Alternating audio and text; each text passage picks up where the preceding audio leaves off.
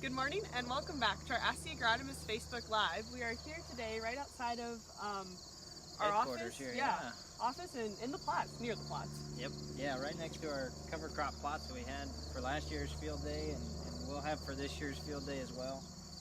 Some good demonstrations here. I got the beans in a little late, but I planted a really early maturity, so hopefully they're mature in time I can seed some cover crops back in here. All right, well, stay tuned. I'm sure we will be back checking it out in a few weeks or so. Yep. So today we're going to be talking about cover crop planting with an emphasis on cereal rye. Yes. Cereal rye tends to be the one that everybody kind of leans towards. I think just because of the opportunity it provides in terms of planting windows really wide, and ease of establishment, lower cost, things like that all kind of come into play in terms of why it's kind of become the most popular cover crop we have. Right, which is so ironic that we're standing in front of the plot. So like Phil said, he planted in soybeans, and you can see the awesome weed control if you look down the rows. Yeah, there is. One of the things this year, you know, it's always an experiment, especially with cover crops, and guys figure that out quickly. But this was killed pretty late. You can even see heads on this if you look down the row. So it's literally a mulch, you know, and that's one of the top things to me, farming in this area and you know, and anywhere in the northern part of Iowa and Minnesota, the guys that struggle with water hemp control. This is an outstanding opportunity for water hemp control. Right. You know, we have a lot of different herbicides out there and herbicide technologies in our beans, but you know, there's still a struggle. And there's just something between those two. Water hemp, and I've noticed a lot that, you know, they don't work well together. So the rye has a kind of a chemical effect in the soil, as well as this mulch, which provides excellent coverage and shading of the soil. So those two really come into play to help suppress the weeds and the ones we don't want in there. So. What about time of planting? Yeah, so I mentioned it's got a really wide window. That's why a lot of people like it. Literally, you could plant this rye, cereal rye, you could plant it in May if you wanted to. And it won't put a head on it because that's the way cereals work. They have to go through a vernalization process and get really cold in the winter. So if they don't, they won't head out. They'll just die. So you could plant this literally, you could plant it now early in August, all the way up to November. You know, it'll germinate down to 34 degrees, but then again, it doesn't even have to germinate in the fall to still come up in the spring. So the thing is, the earlier you get it in, so if you're able to seed it, you know, kind of this time frame, fly it on or something, your earlier establishment's going to give you an opportunity to grow more in the fall. So have more of that root growth in the fall.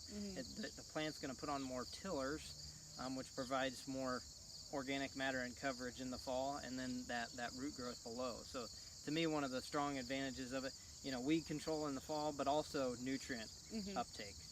It's an excellent crop for pulling up extra nutrients. You know, this works really well, I'll reiterate, after corn.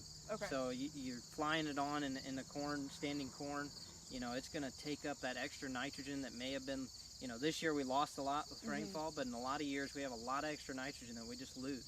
It goes down and gets, you know, goes down deep in the soil where we can't use it the next year. So that nutrient uptake and having that root growth in the fall and throughout the winter is extremely important. This crop will literally grow almost all year round. It grows in very cold temperatures. So what about application? Is it preferred to fly it on, or what would you suggest? So a lot of guys have a lot of success with flying it on. You know, we have in the south, you know, this year they've been very dry in the southern part of Iowa. So that sometimes tends to be an issue, but rye will germinate with very little moisture. You know, so I would still encourage those guys, and a lot of guys are still going to be flying it on. If you get it flown on, usually they say about 50-60% leaf drop when the leaves are starting to yellow, you know, in the corn, and you can see about 40 to 50% light on the ground in between the row. That's a good time to start making that call to fly it on. Because then those leaves are going to fall down in this heavy dew that we keep having. That's why we're not standing in there.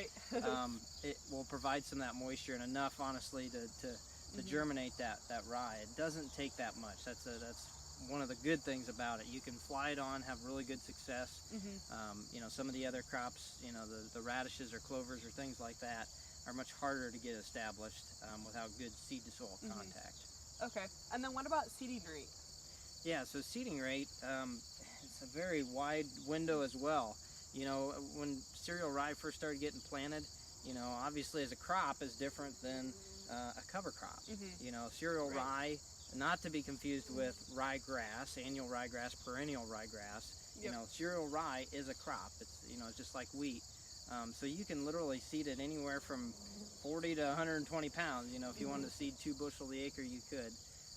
I would say stick in the range of, you know, around a bushel an acre, around that 56, Okay. you know, 60 pound the acre. Mhm. I know guys that are down around 30 to 40, down in Missouri even, that, you know, they have excellent, you know, they still get what they want out of the cover crop at 30 to Right. 40 pounds per acre. Mhm. So, you know, you don't have to have a lot on there. If you're putting it on in a mix, especially with a clover, a legume of Mhm. some kind, you want to drop that back, you know, Mhm. so be more like 30 to 40 pounds per acre, so that you're not out competing, because it will put on a fair share of growth in the fall. Okay. So, Well, that sounds good. Is there anything else that you'd like to add on the cover crop discussion? no, I mean, as far as cereal rye, like I said, it's just an excellent opportunity for guys to have something on the ground, covering it up, Mhm. not only reducing erosion and things, but weed control in the fall and the spring. Like Mhm. I said, you know, we talked this spring about killing it early. If you're doing it before corn, you know, that's the big advisor warning I'd give out. You know, Right. it works really well before soybeans, Mhm. after corn, before soybeans. Okay. But when you're trying it before corn, you want to make sure you get it killed early. There's just more, you know, challenges with Technicalities. it. Yeah, management. Management. So, Yes. Yep. All right. Well, that's all for today. I think that wraps it up. Yeah. Nice Okay. and sunny to end Say, it on. looks like we're going to be having a sunny day. Yeah. All right. Well, thank you for our listeners for tuning in, and have a good day.